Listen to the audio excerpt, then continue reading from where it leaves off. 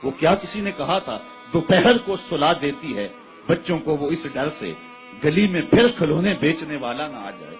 کبھی ہم نے ان لوگوں کے درد کو بھی سمجھا؟ ہم نے کبھی سیرت کے ان پہلوؤں پہ بھی غور کیا؟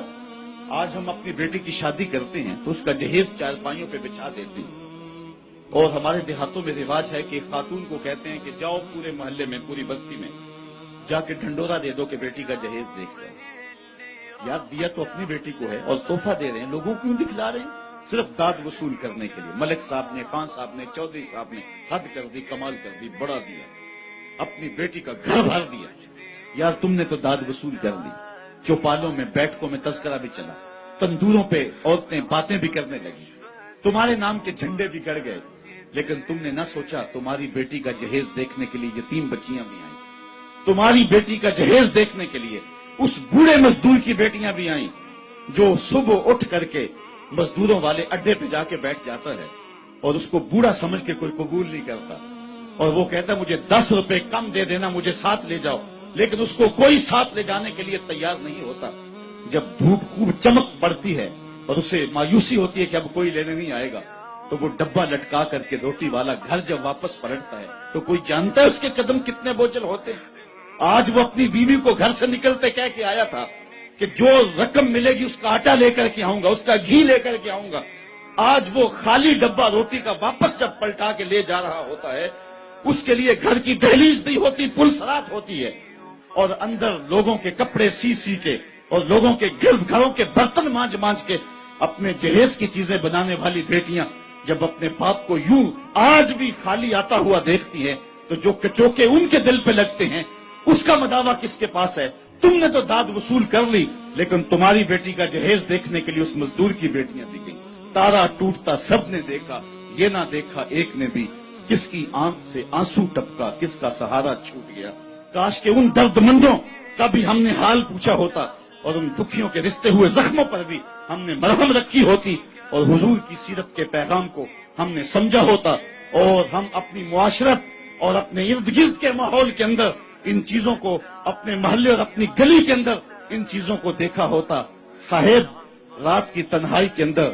غریب کے گھر میں جا کے جو ہے وہ پیسے پھینک آنا، یہ بہت مشکل کام ہے، اس سے معاشرے میں داد نہیں ملتی ہے، لوگ جو ہے وہ اخبارات میں اشتہار نہیں چھپاتے ہیں، یہ مشکل کام ہے، اس لیے انسان اس مشکل گھاٹی نہیں چڑھتا ہے۔ اللہ تعالیٰ سورۃ البلد میں ارشاد فرمایا فَلَقْتَحَمَ الْعَقَبَةَ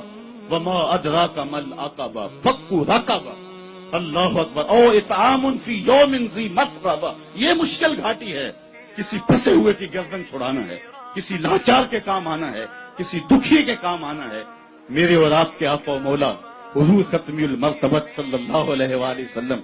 عید پڑھنے جا رہے ہیں، راستے کے اندر ایک یتیم بلکتا بچہ دیکھا، حضور رک گئے، سر پہ شفقت کا ہاتھ رکھا، پوچھا بیٹے آج عید کا دن ہے تم رو رہے ہو؟ کہا میرا باپ فلاں غزوے میں شہید ہو گیا، میری ماں کا سایہ بھی سر پہ نہیں، بھری دنیا میں یہاں میرا کوئی نہیں، دیوار کے ساتھ لگ کے بلک رہا ہے، عیدگاہ میں انتظار ہو رہا ہے، ہزاروں لوگ منتظر ہیں۔ آقا کریم نے دل جوئی یتیم کو، یتیم کی دل جوئی کو اتنا مقدم سمجھا کہ اس کو لے کے واپس گھر آئے اور آ کے کہا کہ اس کو لباس دیا جائے، اس کو کھانا کھلایا جائے، اور اس کو جیسا حسنین کریمین کو لباس دیا گیا تھا ایسا اس بچے کو پہنایا گیا، کھانا کھلایا گیا۔ حضور نے احساس محرومی دور کرنے کے لیے مزید اس کے سر پہ شفقت بھرا ہاتھ رکھا اور مسکراتے ہوئے فرمایا کیا بیٹا تو اس بات کو پسند نہیں کرتا کہ محمد تیرا باپ لگے، عائشہ تیری ماں لگے اور فاطمہ تیری باجی لگے؟ اس نے کہا یہ رشتے مل جائیں تو اور کیا چاہیے؟ کہا آج کے بعد یہ تیرے رشتے ٹھہرے۔ ایک انگلی سے حسنین کو لگایا ہے، ایک انگلی سے وہ یتیم بچہ ہے۔ حضور عیدگاہ کی طرف بڑھ رہے ہیں، اور بھی بچے اپنے ماں باپ کے ساتھ جا رہے ہیں۔ یہ یتیم زبان حال سے کہتا ہے تھا تو یتیم، لیکن یتیمی کا مزہ آ گیا، مصطفیٰ کی انگلی تھام کے جا رہا۔ تو حضور علیہ السلام کی سیرت جب نسل نو کے سامنے رکھیں،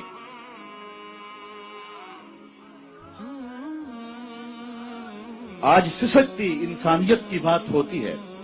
تو آج دنیا اس کی بات کرتی ہے، تو آئیے اپنے آقا کی سیرت کو اس روپ کے اندر دیکھیں اور پڑھیں اور اس کی خوشبو کو پھیلائیں اور نسل نو کو بتائیں کہ آقا کریم علیہ الصلوۃ والسلام کس طرح دکھیوں کے درد بانٹنے والے تھے اور لاچاروں، یتیموں اور مسکینوں کے کس طرح کام آنے والے تھے۔ سمال الیتامى عصمۃ للارامل، بیواؤں کے آسرے تھے، اور غریب ہو کے یتیم ہو کے یتیم پرورت ہے. یہ 9 سال کی عمر ہے حضور کی. اس وقت کہا جا رہا ہے حضور کے لیے سمال الیتامہ، یتیموں کا سہارا اور آسرا ہے.